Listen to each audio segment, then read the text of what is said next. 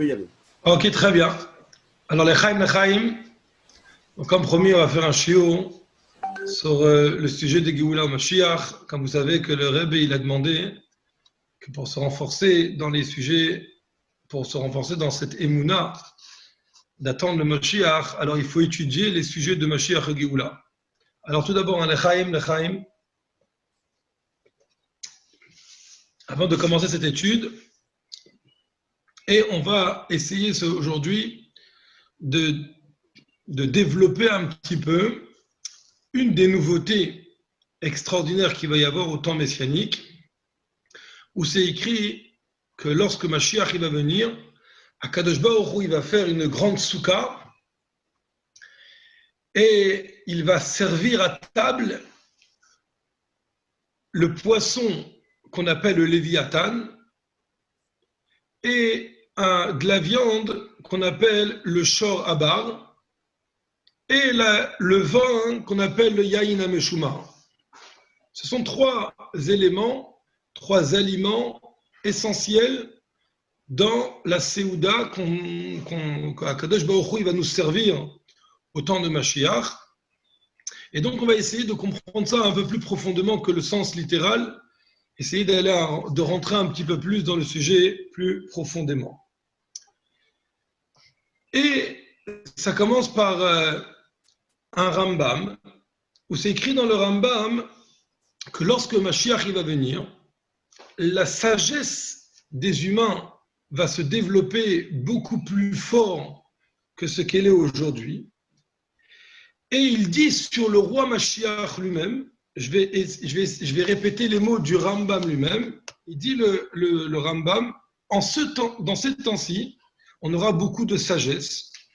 Et ce roi-là, qui est le roi Mashiach, qui va se tenir de la descendance de David, c'est un grand sage, plus que Shlomo HaMelech. Pourtant, Shlomo HaMelech est le sage que la Torah, le sage que la Torah représente comme la sagesse par excellence. Lui, le roi Mashiach, il sera encore plus que Shlomo. Il y a un grand prophète qu'il se rapproche de la prophétie de Moshe Rabbeinu, donc pas autant que Moshe, mais presque comme Moshe. Et c'est pourquoi le Rambam nous dit, il va enseigner à tout le peuple et il va alors montrer le chemin d'Hachem. Et à ce moment-là, et c'est pourquoi les bénis Israël, ils seront des grands sages et ils seront des choses qui sont cachées et bouchées et ils vont connaître leur créateur selon la capacité de l'humain. Qu'est-ce qu'un humain? Combien un humain il est déjà capable de pouvoir développer dans le divin.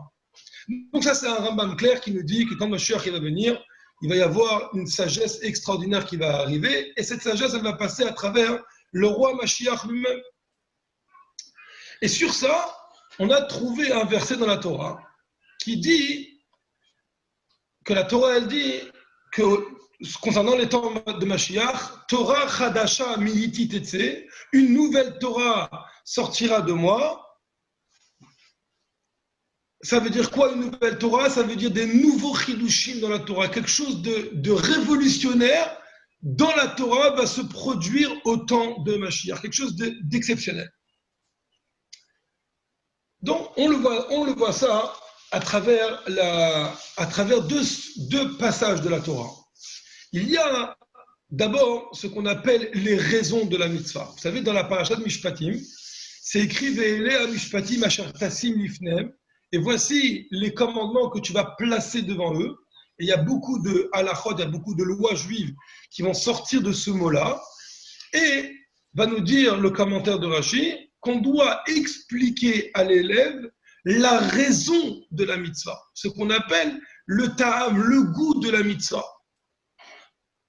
Dans la Torah en général, ceux qui ont l'habitude de pratiquer la Torah, ceux qui ont l'habitude d'étudier la Gemara, la Mishnah, etc., ils vont comprendre qu'il y a une raison profonde à chacune des mitzvot.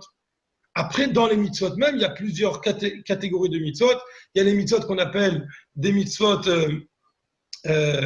des mitzvot positives, il y a des mitzvot négatives, il y a des mitzvot qui ont des raisons, il y a des mishpatim, il y a des chukim, il y a des doutes, il y a toutes sortes de mitzvot, mais en tout cas, chaque mitzvah a une raison. Lorsque la raison, elle nous est arrivée, alors on a la mitzvah d'aller chercher dans la Torah quelle est la raison. Quand le Mashiach va venir, on va avoir des nouveautés dans les raisons des mitzvot. Autrement dit, des choses qui nous sont cachées aujourd'hui, où on n'est pas capable de comprendre mais pourquoi le bon Dieu veut comme ci ou comme ça dans tel et tel cas. Et bien quand le Mashiach va venir, on aura des connaissances qui vont être beaucoup plus grandes, parce que le Mashiach va nous ouvrir l'horizon de notre intellect, et on pourra alors comprendre des choses qui sont extraordinaires.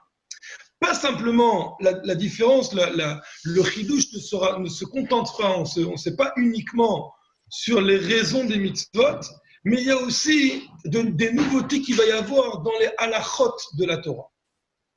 Comment ça? Comment est-ce possible de dire qu'il va y avoir des nouvelles halachot? De quoi on parle? Alors on va raconter le midrash tout de suite, qu'on a commencé avec le cours, puisqu'on a parlé du poisson de Léviathan et de la viande du Shoraba. Le Yahin Amshumar, le vin, on va le laisser de côté pour l'instant. On va vraiment essayer de comprendre le sujet de ce poisson et de cette viande, où c'est écrit dans le Midrash Rabbah, c'est écrit que, alors d'abord, qu'on sache que le poisson, c'est un poisson qui a priori fait la taille de la mer. Donc, on n'oublie pas que la mer, elle fait à peu près 70% de la taille du monde. Le Shoraba, a priori, ce serait un gros taureau qu'Akadosh Baruch Hu, il aurait créé déjà depuis le début de la création du monde. Et ces deux-là attendent les temps messianiques. Alors, qu'est-ce qui va se passer? Il va se passer que le Léviathan va se faire un plongeon de l'eau, et avec sa nageoire, il va faire la shechita, il va faire l'abattage rituel au Shoraba, au taureau qui est donc en question. Et le taureau, à même moment, il va encorner le Léviathan, il va encorner ce poisson. Et donc, il va abattre l'autre. Et c'est comme ça que la Séouda nous sera servie. Alors, bien sûr, c'est extraordinaire. Et bon, pour l'instant, c'est à part un midrash, il n'y a pas de grand chidouche. Mais en fait, il y a ici un chidouche extraordinaire. Et on va commencer à expliquer. D'abord, vous savez que dans les lois de la Torah, il y a comment on abat un animal. Alors pour le poisson, il n'y a pas de loi spécifique. Le poisson, on le tire de l'eau, on le tue avec n'importe quel moyen d'abattage, que ce soit une balle, que ce soit un coup de bâton, que ce soit le sortir de l'eau et qu'il soit asphyxié par l'air. Peu importe comment on va abattre un poisson. Et donc que le shorabar, que le taureau encorne le poisson, ça ne dérange personne et ça ne sort pas de chidouche dans la Torah. Par contre, le fait que le poisson va encorner le shoraba, ça c'est quelque chose de très étonnant. Pourquoi c'est si étonnant? Eh bien, tout simplement parce que on a appris dans la Mishnah que beaucoup de matières, pour ne pas dire toutes les matières, sont autorisées pour le couteau de shrita pour faire l'abattage d'un animal, sauf quelques matières. Et parmi les matières qui sont les exceptions qu'on ne peut pas abattre avec un animal d'après la halakha, eh ben, c'est la matière du poisson. Donc, les nageoires du poisson, a priori, on n'a pas le droit d'abattre avec un animal. Or là, le Midrash nous dit que c'est le poisson qui va abattre, qui va avec ses nageoires, qui va abattre le shoraba, pourtant le taureau, et pourtant le taureau, il doit être abattu convenablement selon la halakha. Bien sûr, c'est très étonnant d'imaginer qu'un tel abattage, qu'une telle shrita soit cachère. A priori, ça ne devrait pas être cachère, ça ne devrait pas être accepté. Alors, sur ça, le Midrash lui-même, il répond, et il dit Torah Chadasha Mihiti Tetse. Une nouvelle Torah, autrement dit, un Chidouche Torah va sortir à partir de moi. Un Chidouche Torah, des nouveautés, une nouvelle façon d'étudier la Torah va sortir à partir d'Akadosh Baruch Hu, à partir de Dieu. Et à ce moment-là, le Mashiach, il va rendre cachère ce genre d'abattage. Et bien sûr, ça nous renvoie à une question, même si c'est vrai que Dieu fait ce qu'il veut, mais lui-même, il a établi des règles. Et une des règles qu'il a établies, c'est Zot HaTorah Loté Mochlefet. Cette Torah ne sera jamais changée. Jamais, jamais on va avoir une mitzvah qui va disparaître ou une mitzvah qui va apparaître. On a 613 mitzvot et on se doit de se tenir à ces 613 mitzvot-là. On ne peut pas imaginer avoir une 614e mitzvah qui soit installée dans les mitzvot de Dieu et on ne peut pas imaginer qu'il va y avoir que 612 mitzvot, autrement dit une mitzvah qui va disparaître. Ça, c'est impossible. D'ailleurs, c'est intéressant, lorsqu'on regarde les halachot dans les lois de la Torah concernant le prophète, vous savez qu'un prophète a le droit de déroger à une mitzvah de la Torah, mais il faut 2 conditions pour qu'on est sûr, qu'on sache que Béhémet, c'est un prophète qui dit la prophétie de Dieu et que ce n'est pas quelque chose qui vient de lui-même. C'est quoi les 2 conditions? Première condition, c'est que ce ne soit pas de l'idolâtrie. Un prophète qui viendrait et qui nous dirait, vous savez, Dieu il m'a demandé qu'à partir de maintenant, ou bien même pas à partir de maintenant, Dieu il a demandé que demain on aille tous se prosterner à une certaine idole, chas v'shalom. Là on est sûr que ce n'est pas un vrai prophète, parce que c'est impossible que Dieu demande qu'on fasse même une goutte d'idolâtrie. Deuxième chose, c'est si le prophète ne nous demande pas de déraciner une mitzvah ou d'enraciner une mitzvah. S'il nous demande, il nous dit par exemple, demain, Dieu il veut pas qu'on mette les tefilines. Et donc ici, on a ici une règle. La règle veut que la Torah ne sera jamais changée vraiment.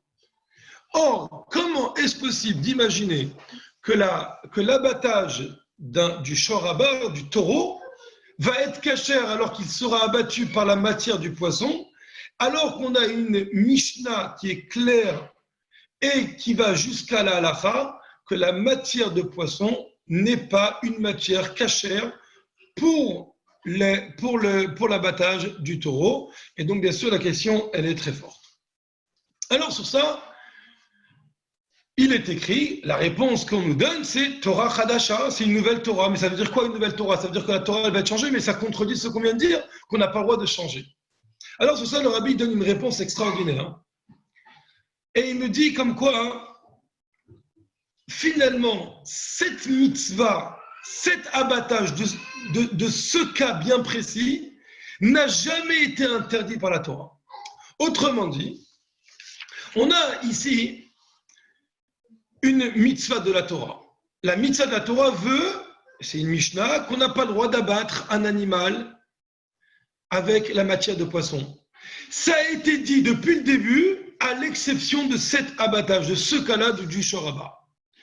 Alors on a un des grands tzadikim de la génération précédente, qui s'appelle le Ragachover, qui était un très très grand génie dans la Torah, qui nous dit qu'il existe la même chose au niveau de la prophétie. Je vais vous expliquer qu'un prophète a le droit de déroger à la mitzvah pour certains moments. Or, on a retrouvé dans la Torah où il s'est passé une histoire avec Eliyahu Hanavi dans le Har HaKarmel, dans la montagne de Carmel, où il y avait là-bas des idolâtres qu'on appelle les Baal, et qui, eux, prétendaient détenir la vérité envers Hachem. Et ils allaient contre le prophète de Dieu qui était Eliyahu. Alors Eliyahu leur a dit, venez, on va faire quelque chose entre nous. Si vous pensez que c'est vous qui détenez la vérité, alors venez, on va chacun d'entre nous approcher un sacrifice, et on va voir qui a raison. On ne va pas approcher de feu terrestre, on va chacun prier à Dieu pour que Dieu fasse descendre le feu et venir consommer le sacrifice. Celui que Dieu va venir consommer, c'est une preuve que c'est lui qui a raison. Pas la peine de se bagarrer. Et bien sûr, Eliyahu avait comme intention de montrer la vérité, que Dieu est avec lui. Et comme ça, les Juifs qui sont innocents, qui ne font que suivre parce qu'ils ne savent pas trop où mettre la tête, alors ils vont suivre Hachem lui-même. Alors, bien sûr, les responsables de cette idole étaient bien conscients de ce qu'ils faisaient. Ils savaient très bien que ce qu'ils faisaient, c'était contre la volonté d'Hachem, mais ils ont accepté le pacte et ils ont monté tout un tout un sacrifice, un autel avec le sacrifice. Ils ont mis quelqu'un qui était en dessous du sacrifice avec du feu et ils attendaient le bon moment pour enflammer le sacrifice et montrer à tous que le sacrifice s'est allumé tout seul. Mais bien sûr, Akadosh Baruch Hu, il a envoyé un serpent sous le sacrifice de ces gens-là et qui a tué cette personne qui détenait le feu. Et automatiquement, quand eux, ils ont prié, le feu n'est pas descendu, le feu n'est pas arrivé. Et donc, tout le monde a vu que c'était du bidon, ça ne marchait pas leur truc. Alors, Eliaou, de son côté, il a pris son sacrifice et il a immergé d'eau complètement. Et une fois que le sacrifice était complètement immergé d'eau pour montrer qu'il est impossible qu'il y avait quelqu'un en dessous qui aurait allumé le feu, il a demandé à Kadosh Baruch Hu, il a levé les mains vers Hachem, et à ce moment-là, il y a un feu du ciel qui est venu, et le sacrifice s'est enflammé malgré l'eau. Tout le monde a vu qu'Akadosh Baruch Hu est avec lui. C'est une très très belle histoire qu'on nous raconte. Mais il y a ici un problème. C'est quoi le problème? C'est qu'a priori, ça contredit une mitzvah, une halakha. C'est quoi la contradiction?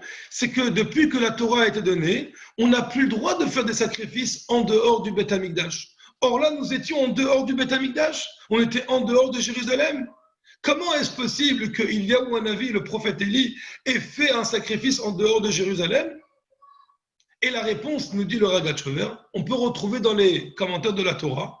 La réponse, elle est que quand la Torah a donné la mitzvah de ne pas faire les sacrifices en dehors de Jérusalem, c'était oui, mais à l'exception de ce cas-là, du cas de Eliaou ben Carmel. Et donc de là on apprend, comme ça nous dit le Ragachover, de là on apprend que finalement il y a deux façons de déroger. Il y a ce qui vient de la prophétie. La prophétie, un prophète, il peut dire « J'ai reçu la prophétie de Dieu que tel ou tel jour, ou à partir de tel jour jusqu'à tel jour, donc c'est limité dans le temps, il ne faut pas faire telle ou telle chose, ou il faut faire telle ou telle chose. » C'est juste une parenthèse. Je me souviens, en l'année, c'était Sukkot, pour être plus juste, c'était Shmini Atzeret en Tafshinun Gimel, en 5753.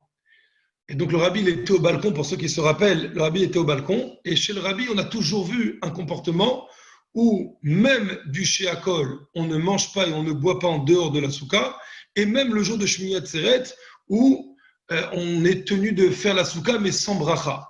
Tout le temps, chez Chabad, on a été très très makpi de pas manger ni de boire en dehors de la souka. Et je me souviens que le rabbi avait demandé qu'on boit du lechaim dans la synagogue du 770, et je me rappelle qu'à ce moment-là, il y a eu beaucoup de mashké, beaucoup d'alcool qui a été versé, parce que c'était un moment qu'on appelle une oracha, c'était un moment bien précis, où le prophète avait demandé que ce ne soit pas fait comme l'habitude est, comme la mitzvah est, et pourtant on avait l'habitude de faire très attention, de ne pas manger et ne pas boire en dehors de la souka, même pendant Shmini Atzeret et même du Sheakol. Et là, ça a été versé comme ça. Donc, c'était une oracha. Mais ce n'est pas comme ça qu'on a pour notre cas, nous. Comme ça, dit le Ragachover. C'est que la mitzvah elle-même, depuis le début, n'a été englobée dans l'interdiction de faire la shrita avec la matière poisson, était englobée déjà l'exception du shorabar et du léviathan, que le léviathan, il va encorner, il va faire la shrita, il va abattre le shorabar, le taureau en question.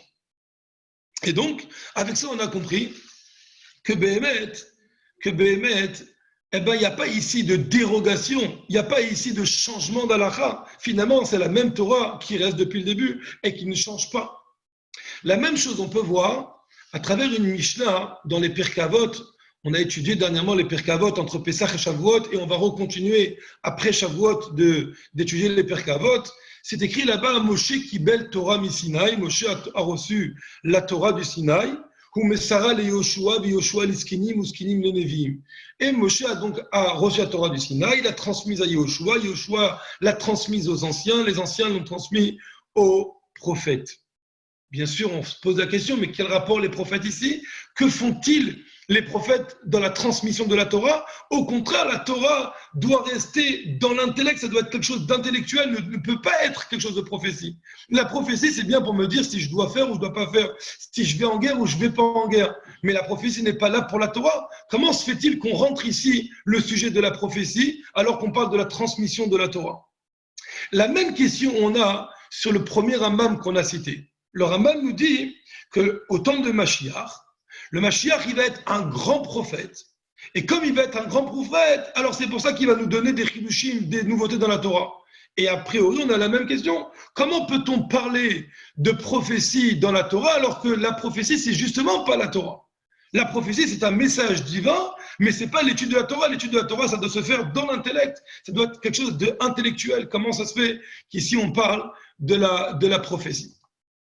Et donc, sur ça, le Rabbi nous explique qu'en effet, dans ce Rambam, on voit que c'est vrai que Mashiach, c'est un prophète, mais aussi on dit qu'il va être un grand chacham, encore plus que Shlomo HaMelech.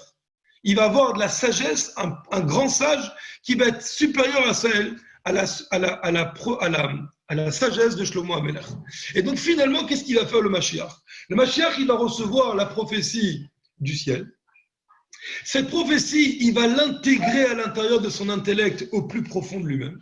Et une fois qu'il aura bien compris dans un intellect humain, il va réussir à nous la transmettre et il va réussir à nous la faire comprendre. Et donc finalement, cette prophétie ne contredit pas le sujet de la Torah. Finalement, cette prophétie, c'est une prophétie qui est acceptée, qui est dans les sujets qui rentre dans l'intellect, et c'est pour ça que ça ne dérange pas du tout au sujet de notre Torah. Et avec ça, on va comprendre aussi un autre morceau qui dit comme ça. Il dit que lorsque un Talmid Vatik, Kol ma chez Talmid Vatik, Atid lechadesh, tout ce qu'un élève sage qui développe bien, qui se concentre dans sa Torah, il va faire comme chidush, comme nouveauté, Nitan le Moshe Sinai. Tout a été donné à Moshe au Sinaï. Alors a priori, on pourrait se poser la question, on vient de dire une phrase qui a l'air d'être une chose et son contraire. Parce que si c'est un chidush, si c'est une nouveauté, si c'est une découverte du Talmid Vatik, de cet élève qui est sage, alors comment on peut dire que ça a été donné déjà à Moshe? Donc ce n'est pas grâce à la sagesse, c'est grâce au fait que Moshe l'a reçu au Sinaï qu'aujourd'hui on peut le découvrir. Et si on va dire que c'est pas Moshe, que c'est le Talmid Vatik, je veux dire, cet élève qui l'a découvert, c'est lui qui a fait une découverte, c'est lui qui a réussi à faire ce raisonnement. Alors dans ces cas-là, comment on peut dire que ça a été donné à Moshe au Sinaï? C'est pas de Moshe au Sinaï, c'est lui qui a découvert. Et donc il faut comprendre, si c'est un Talmid Vatik, chez Atid Lechadesh, c'est un Chidouche, si c'est une nouveauté de lui, alors pourquoi on dit que c'est Moshe du Sinaï? Et sur ça, le Rabbi nous explique qu'en effet, c'est pas une chose de son contraire. En fait, Moshe Rabbeinu a donné toutes les clés de la Torah, tous les raisonnements de la Torah, toutes les bases avec lesquelles on peut réfléchir, et tout est caché à l'intérieur de la Torah. Simplement, c'est que ce qui est caché dans la Torah, eh ben, on a besoin de ces élèves qui viennent à travers les générations, et ils vont découvrir à l'intérieur des profondeurs de la Torah ce chidouche, cette nouveauté, quelque chose que personne n'avait découvert auparavant. Alors, d'un côté, c'est en effet un chidouche, en effet quelque chose de tout nouveau, et en même temps, eh ben, c'est quelque chose qui est Nitan et Moshe Sinaï, ça a été donné à Moshe Sinaï. Il n'aurait jamais pu découvrir ce chidouche, cette nouveauté, si ce n'était pas Moshe qui avait donné toutes les règles avant dans la Torah. Et donc finalement, c'est une chose qui complète l'autre, parce que le chidouche de l'élève est la découverte de la profondeur de ce que Moshe nous a donné déjà au mont Sinaï. Et donc, ce n'est pas quelque chose de nouveau à 100%. C'est quelque chose de nouveau, oui, parce que l'élève l'a découvert. Sans lui, on n'aurait pas pu le savoir. Mais en même temps, l'élève lui-même avait besoin de Moshe, parce que c'est lui qui lui a donné les clés pour ouvrir ses portes de la sagesse. Et donc, avec ça, on a aussi la réponse qu'on a donnée, qu'en fait, ce chidouche de Mashiach, quand on dit Torah Chadasham, cette nouvelle Torah sortira de moi et il va nous faire découvrir que Béhémet, la shrita, l'abattage rituel de ce taureau n'a jamais été interdit depuis le début. Ça, c'est un chidouche de Mashiach, c'est une nouveauté. Il n'y a que lui qui peut nous dire ce chidouche-là. Mais en même temps, c'est pas quelque chose de tout nouveau, c'est quelque chose qui a déjà été donné à Moshe Sinaï. Et donc la Torah n'a jamais changé. Et là, on a compris réellement comment est-ce possible que la Torah ne change pas et en même temps, c'est cachère. Parce que finalement, c'est quelque chose qui est nouveau, parce que pour nous, la découverte, elle est toute nouvelle. On n'aurait jamais pu imaginer, alors qu'on a une Mishnah qui dit clairement le contraire. Et en même temps, c'est quelque chose qui n'est pas tout nouveau, puisque c'est quelque chose que depuis le début, et le Mashiach va le prouver, que depuis le début n'a jamais été interdit. On a quelque chose de ressemblable à ça. Vous savez que il y a une expression en français qu'on appelle chamailler. D'où elle vient cette expression? C'est tout simplement, tout le monde le sait, parce qu'il y a Hillel et Shamaï. Hillel et Shamaï, ils se chamaillaient tout le temps. Parce que quand Hillel, il disait toujours, il avait l'habitude de permettre les choses, Shamaï avait l'habitude d'interdire les choses. Et donc, ils étaient tout le temps en discorde, à savoir est-ce que c'est cachère ou c'est pas cachère. Et en général, dans ce qu'on discutait, Shamaï avait toujours tendance à dire que ce n'est pas cachère, et Hillel avait toujours tendance à dire que c'est oui cachère. Quand on parlait de pureté et d'impureté, Shamaï avait toujours tendance à dire c'est impur, et Hillel avait toujours tendance à dire que c'est pur. Lorsqu'on parlait de permis ou interdit, Shamaï avait toujours tendance à dire que c'est interdit, et Hillel avait toujours tendance à dire que c'était permis. Et voilà la façon dont ils discutaient, comme ça qu'ils se chamaillaient tout le temps. Et la Torah nous dit que lorsque Mashiach va venir, alors on va plus faire la halacha comme Beth Hillel, mais on va la faire comme Shammai. En fait, qu'est-ce qui s'est passé? Il s'est passé qu'il y avait à cette époque, pendant 3 ans, ils sont discutés. Chacun, il prétendait que c'est lui qui avait raison. Et c'est lui que la halakha est comme lui. Que le bon Dieu, il veut sa façon de décider. Que Shammai, il disait, mais non, Hachem, il ne veut pas qu'on fasse ça. Et il a dit, non, vous n'avez pas compris, Hachem, il veut qu'on fasse ça. Et c'est comme ça la discussion entre les deux. Pendant 3 ans, ça a duré, cette discussion. Au bout de 3 ans, il y a une voix céleste qui est sortie du ciel et qui a dit, Elou va Elou, divrei Elohim Chaim. Cela et cela, ce sont les paroles du divin, c'est les paroles de Dieu. Ve'alacha ke Beth Hillel. Et la halacha, elle est comme Beth Hillel. Et donc, ça a été tranché par le ciel. Et ça nous relève à 2 questions qui pourraient nous sauter aux yeux. Parce qu'il y a une règle générale qui dit à Torah lo bashamaim. La Torah n'est pas dans les cieux. Alors, on se rappelle, pour ceux qui connaissent la fameuse histoire de la Torah, où il y avait plusieurs tzadikim qui parlaient sur un certain four, à savoir est-ce qu'il était pur ou impur. Tous les tzadikim ils disaient qu'il était impur. Il y avait un parmi eux, Rabbi Eliezer, qui pensait qu'il était oui pur. Et ils se sont bagarrés, et chacun il a emmené des preuves, et chacun il y a eu une discussion, un débat. Et finalement, les Chachamim ils ont dit écoutez, on va clore le débat. La halacha, elle est comme ceux qui ont Acharei Rabim Lehatot, c'est selon la majorité, c'est la majorité qui emporte. Et donc, c'est nous qu'on a raison, et le four, il est impur. Et lui, il était tellement sûr de lui, il voulait rien lâcher. Il disait non, il faut absolument que le four soit pur. C'est vous trompez tous. J'ai emmené mes preuves, vous m'avez pas cassé mes preuves. Et c'est comme ça qu'il a demandé l'aide de Dieu. Il a demandé 3 signes de Dieu, et les 3 signes ont été réalisés. Un signe, il a demandé qu'un arbre il se courbe, l'arbre il s'est courbé. Un signe, il a demandé que le mur il se courbe et le mur s'est courbé. Et un signe, il a demandé que l'eau qui descend, elle remonte, et l'eau elle est remontée. Et malgré tout,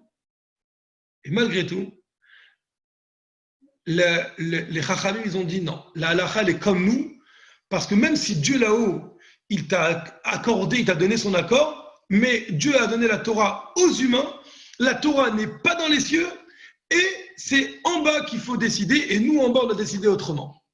Et puis un jour, il y avait un tzaddik qui a vu Eliyahu Navi, et donc ils ont discuté de cette histoire. Alors le tzaddik, il a dit, Rabbi Yoshua ben Levi, il a dit à Eliyahu, il dit, bah, c'est intéressant, qu'est-ce qu'il faisait à ce moment-là, Hachem? Il a dit, Hachem, à ce moment-là, il rigolait et il disait, Nitzruni, bana nitzruni. Ils m'ont gagné, mes enfants, ils m'ont gagné. Autrement dit, ça voudrait dire que la Torah, elle n'est pas dans les cieux. Ce n'est pas le ciel qui peut décider qui a raison et qui a tort. Alors, on revient à notre histoire de Beth Hillel et Beth Shammai, de Hillel et Shammai. Quand on sait que ça vient du ciel, que dans le ciel, on nous a dit que la halakha, elle est comme Beth Hillel, comme l'école de Hillel, a priori, ce n'est pas logique. Comment le ciel, il peut nous dire quoi faire, puisqu'on a dit que la Torah, elle est parmi les humains. Alors, en fait, c'est vrai que la Torah, elle n'est pas dans les cieux, mais en même temps, on peut se faire aider par les cieux. Et on va expliquer tout de suite. La halakha veut, c'est la Torah qui le dit, que Achare Rabim Leatot, comme on vient de dire maintenant, il faut écouter la majorité. Et donc, quand il y a un débat, je parle à l'époque de la Mishnah, à l'époque de la Gemara, quand il y avait un débat sur une certaine loi de la Torah, alors on faisait après le débat, une fois qu'on avait terminé, on faisait un genre de vote, savoir qui est d'accord, qui n'est pas d'accord, qui pense comme ci, qui pense comme ça. Et selon la majorité, eh ben, on prenait la halakha selon la majorité. Et bien sûr, en l'occurrence, quand on faisait entre l'école de Hillel et l'école de Shammai, on avait beaucoup plus d'élèves, beaucoup plus de rabbins qui tendaient la halakha comme l'école de Hillel, ce qui fait que la halakha est comme Hillel. Ce n'est pas le ciel qui nous a dit. Alors vous allez me dire, mais alors dans ces cas-là, qu'est-ce qu'on a eu besoin de cette voix céleste qui est sortie et qui a dit cela et cela, ils ont raison, c'est tous des paroles de Dieu, mais la halakha est comme Beth Hillel, à quoi ça sert? Ben, c'est parce que tout simplement, ils avaient on appelle ça en français, ils étaient plus piquants dans l'étude. Beth Shammai, ils avaient des arguments qui étaient plus perçants. Et on avait du mal à les déstabiliser. Alors on ne comprenait pas comme eux, mais on sentait qu'ils étaient plus forts dans la Torah que ceux de Hillel. Alors c'est ceux qui avaient réfléchi avec leur tête, les rabbins qui réfléchissaient avec leur tête, qui faisaient partie de l'école de Hillel, eh ben, ils tendaient vers la halakha comme Hillel le disait. Mais en même temps, ils sentaient que Shammai était beaucoup plus fort qu'eux. Mais ils ne pouvaient pas accepter puisqu'ils n'avaient pas compris dans leur tête, dans leur intellect, ils n'avaient pas compris comme ça. Et donc, c'était très difficile de dire que la halakha elle est comme Beth Hillel, alors que ça se base uniquement sur la majorité. Parce que puisque Beth Shammai, puisque Shammai avait une force terrible, donc qu'est-ce qu'on a fait?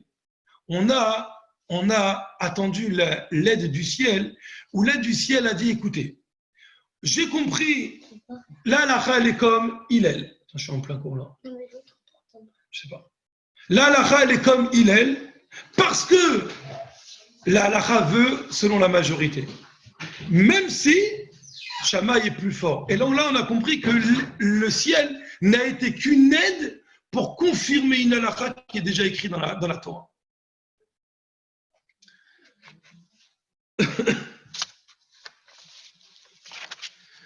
Avec ça, on va comprendre aussi une autre chose.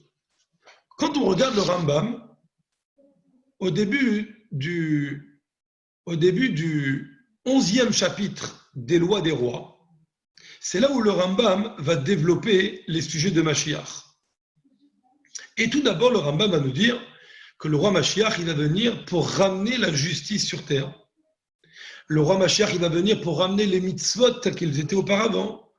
La mitzvah de la Shemitah, qu'on a vu d'ailleurs dans la paracha de la semaine dernière, enfin qu'on a lu cette semaine, le Shabbat qui vient de passer dans la paracha de Béar, le repos de la terre, les Yovlot, le jubilé, on va tout remettre à sa place.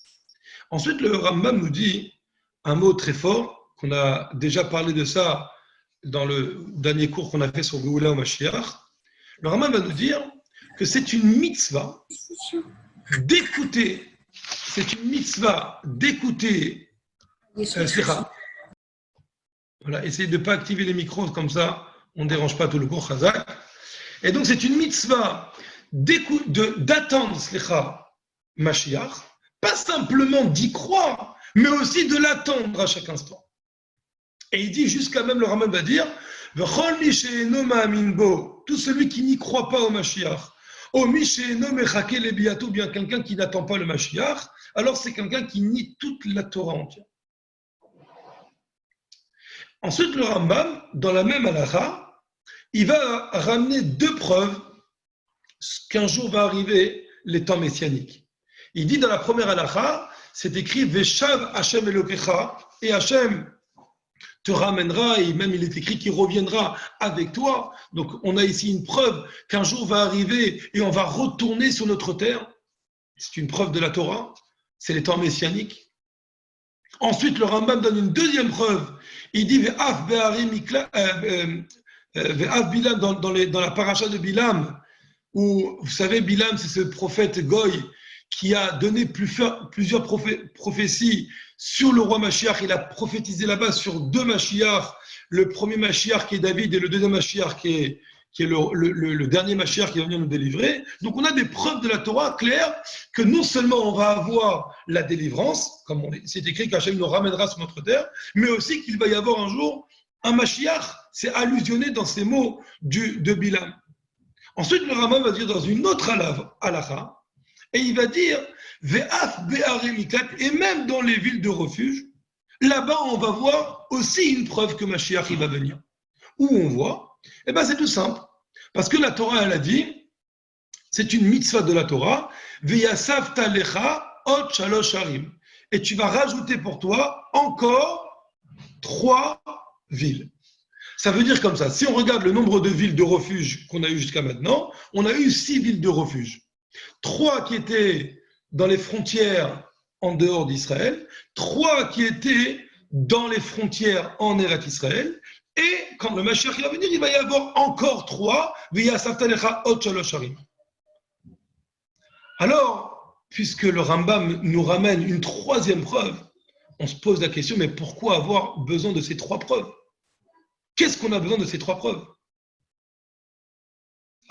Juste après, je vais essayer d'expliquer c'est quoi exactement les villes de refuge, au cas où il faudrait l'expliquer. Mais déjà, pourquoi le Rambam donnera 3 preuves? Pourquoi une preuve ne suffit pas? Et le Rabbi va expliquer que dans la première preuve que le Rambam ramène, c'est une preuve qu'un jour va arriver la délivrance. Pas forcément un roi qui va être le roi Mashiach en chair et en sang, de chair et de sang. Ça c'est pas prouvé dans ce pasouk, et il nous ramènera sur notre terre. Et donc, c'est pour ça que le Rambam ne s'est pas contenté de cette preuve-là. Il voulait nous donner une preuve aussi qu'il va y avoir un humain qui va venir nous délivrer. C'est pour ça qu'il nous a ramené les preuves de la paracha de Bilam, de ce prophète, qui a laissé entendre parler de 2 humains qui sont les messies de leur génération, et donc David de son temps, Mashiach de son temps. Mais ensuite, le Rambam, il veut accentuer beaucoup plus fort pour nous dire, attention, ne croyez pas que ce que je vous dis, ce n'est que des midrashim, où les midrashim peuvent être expliqués d'une façon qui soit un petit peu spirituelle, dans un concept. Le Rambam a voulu nous montrer que c'est une vraie mitzvah de la Torah. Lorsque ça se traduit dans une mitzvah, ça ne peut plus être expliqué autrement que dans le sens le plus littéral. Et c'est pourquoi le Rambam, tellement il va accentuer la chose, il va le mettre dans une autre halakha, dans la 3e halakha il va le mettre, et il va nous dire que Af be'arei miklat, même dans les villes de refuge, là-bas aussi, on va parler, où la Torah elle va nous demander de rajouter 3 villes de refuge. Et pourtant, c'est quelque chose qui n'a jamais eu lieu jusqu'à maintenant. Et la Torah, c'est impossible d'imaginer qu'elle nous ordonne de rajouter 3 villes de refuge pour que ça ne se fasse jamais, pour que jamais on va connaître ce moment-là. Et donc, si la Torah nous demande de le faire, c'est parce qu'un jour va arriver et on va rajouter 3 villes de refuge. Et donc, ces 3 villes de refuge qui vont être ajoutées, ce sera au temps messianique. Et là, on a traduit tout d'un coup Mashiach dans la mitzvah de la Torah. Dans la mitzvah de la Torah. Et donc, c'est quelque chose d'extraordinaire. Maintenant, venons, on va s'arrêter 2 secondes pour savoir qu'est-ce que c'est une ville de refuge. Au cas où on a besoin de l'expliquer, on va l'expliquer. Vous savez qu'il y a ce qu'on appelle le Goël Adam. Le Goël Adam, ça veut dire le vengeur, celui qui veut venger un proche familial. Qu'est-ce qui se passe? On a une personne qui monte sur son échelle, qui veut faire sa peinture. Elle n'a pas pris assez de précautions, elle n'a pas mis de barrière pour que personne ne passe en dessous. Et par accident, le pot de peinture tombe sur une personne qui passe en dessous, et celui qui est passé en dessous, boum, il meurt. Donc il a été assassiné par cette personne qui montait sur l'échelle. On va leur donner des noms, comme ça on va savoir. Réhouven et Shimon. Réhouven, il monte sur l'échelle, il tue Shimon par inadvertance. La famille de Shimon a le droit de venger le sang de Shimon en tuant Réhouven. C'est une mitzvah, c'est une loi de la Torah. Mais bien sûr, on ne cherche pas à ce que Réhouven soit condamné à mort. Alors qu'est-ce qu'on va faire? On va dire à Réhouven, sauve-toi vite, dans les villes de refuge. Lorsque tu arrives dans les villes de refuge, là-bas, ils n'ont plus le droit de te toucher. Et ce, jusqu'à ton jugement, pour être sûr que ce que tu as fait, tu l'as fait par inadvertance. Et donc, il y a un jugement qui va se faire. Et si jamais il s'avère que vraiment c'était par inadvertance, eh bien, Shimon restera dans la ville de refuge jusqu'à la mort du Kohen Gadol. Lorsque le Kohen Gadol va quitter ce monde, à ce moment-là, Shimon aura le droit de sortir de la ville de refuge et la famille de Rouven n'aura plus le droit de toucher le Shimon. Et donc, c'est comme ça de toucher Rouven. Et c'est comme ça que ça se passait.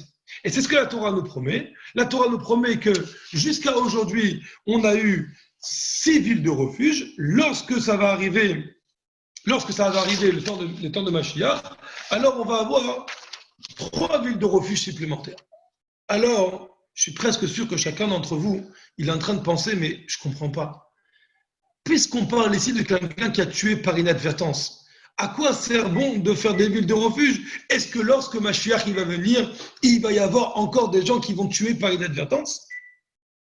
Ce sera possible? Alors même que le Mashiach il va venir, on a toujours appris qu'il n'y aura plus de mal sur terre. Il y aura plus de morts sur terre. Comment ça se fait qu'il va y avoir des villes de refuge à ce moment-là? Alors il y a plusieurs réponses.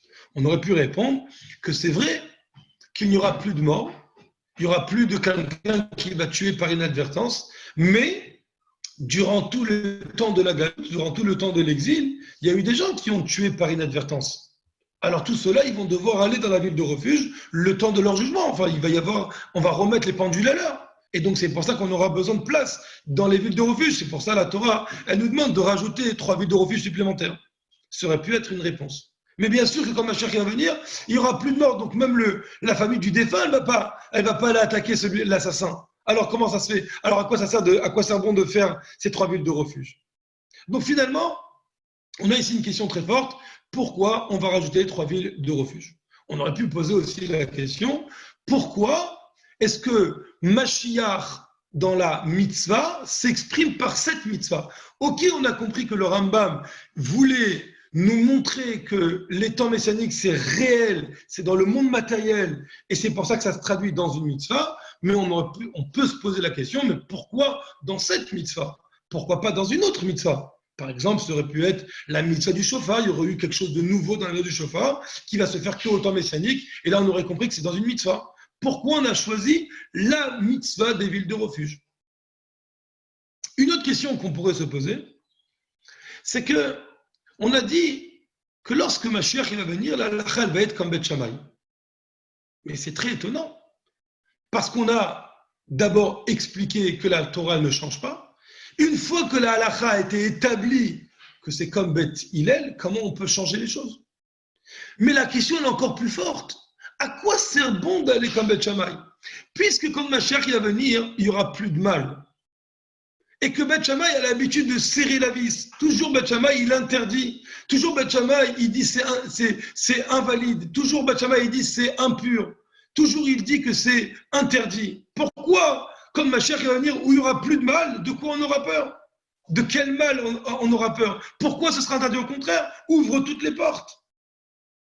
Et dit que tout devient permis. Au contraire, on aurait dû faire que même Beth Shammai va faire comme Beth Hillel. Qu'est-ce qui va se passer ici? Alors on a ici plusieurs questions. À quoi servent les villes de refuge? Comment ça se fait que Beth Shammai, c'est lui qui va avoir c'est comme lui qu'on va avoir. Alors pour ça, on va essayer de comprendre que Béhémet dans la Torah, il y a plusieurs niveaux.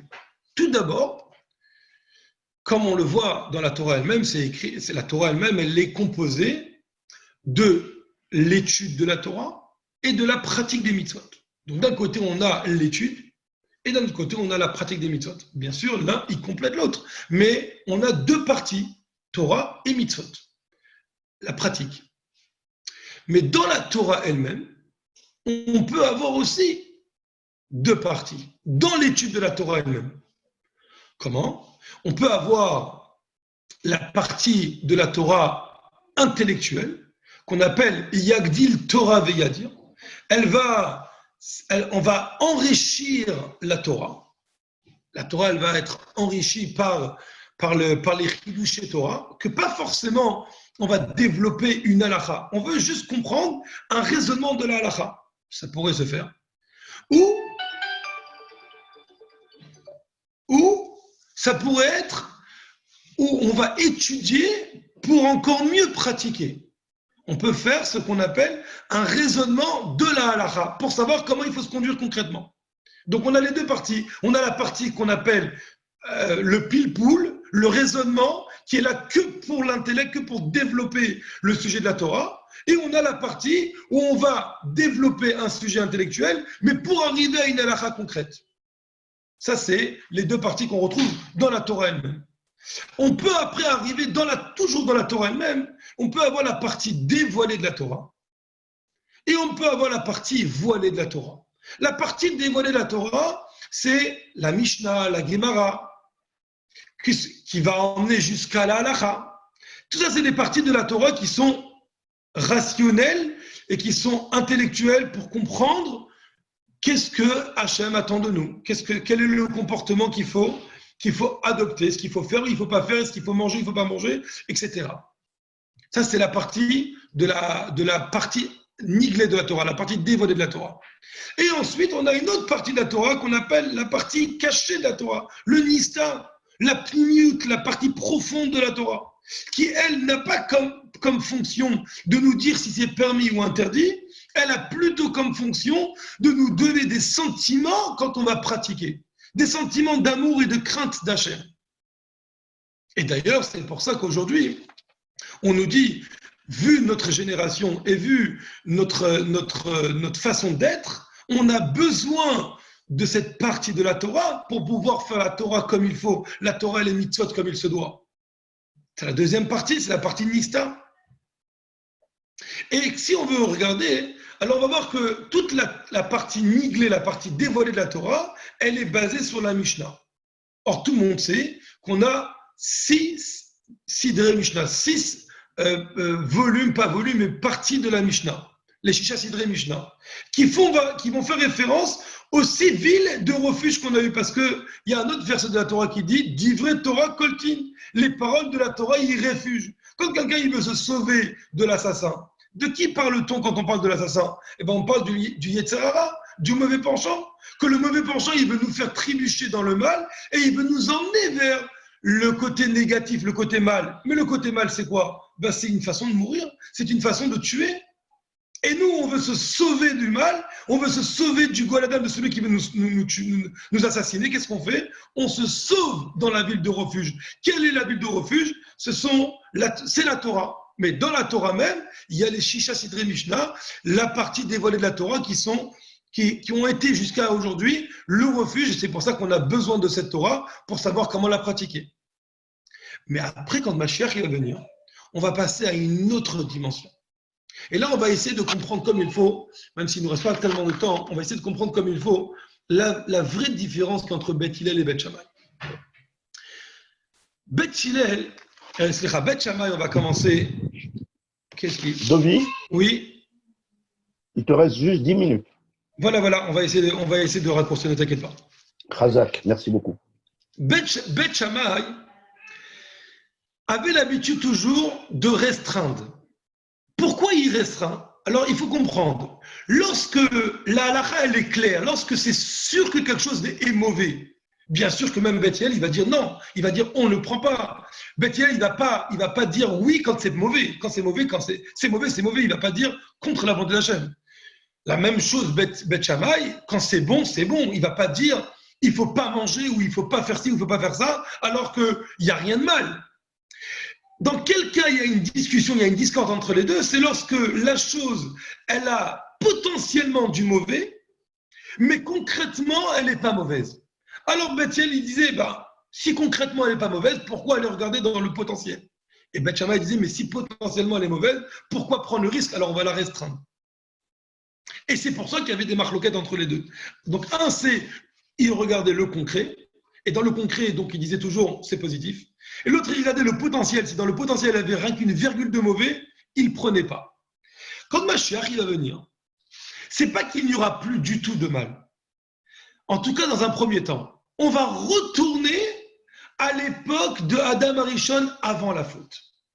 Lorsque Adam Arishon était avant la faute, qu'est-ce qui se passait? Le monde entier, il était bon. La Torah, il lui a dit, Hachem, il a dit à Adam Arishon, Mikol etz ma'achal tochal, tu peux manger de tout ce que tu veux. Il y en a un fruit que tu ne peux pas le manger. Il y a une seule chose qui a du potentiel d'être mal. Et bien, quand Mashiach va venir, on aura encore ce petit potentiel de mauvais. Et puisqu'on va être à ce moment-là des chachamim, des grands sages, alors même cette virgule de mauvais, même ce mauvais qui est que potentiel, lui aussi, on va l'enlever. Et c'est pourquoi, quand le Mashiach va venir, on va faire comme Beth Shammai, comme on vient de comprendre. Et c'est pourquoi aussi, on va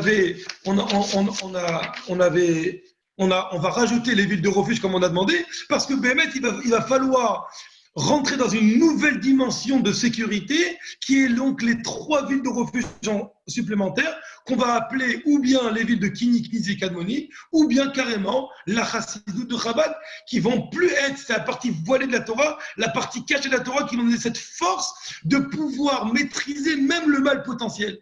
Et là, on a compris pourquoi on a besoin de ces 3 villes de refuge. Et maintenant, on va comprendre pourquoi cette discussion tourne autour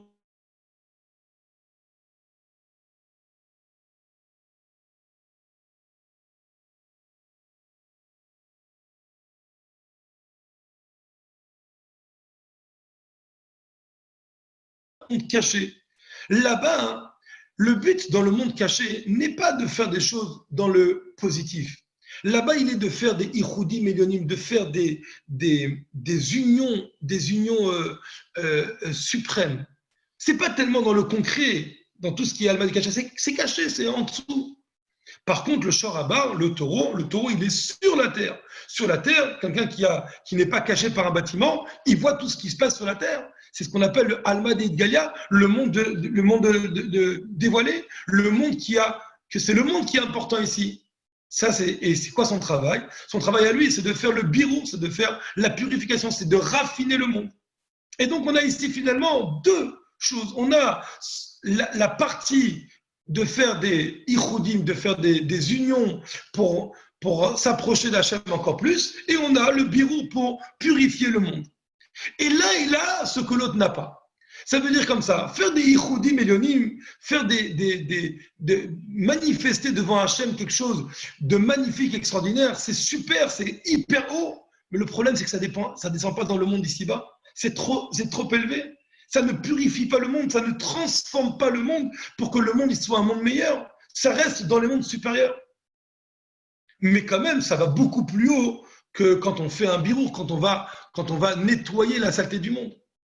De l'autre côté, le birour du monde, la purification de ce monde-là, elle a quelque chose d'extraordinaire, c'est qu'elle transforme ce monde-là pour être une demeure pour Hachem, mais en même temps, elle n'a pas la capacité de monter si haut comme les Ichoudim Elionim. Qu'est-ce qui va se passer quand Mashiach va venir? Il va se passer que le Léviathan, il va faire la Shrita au Shoraba.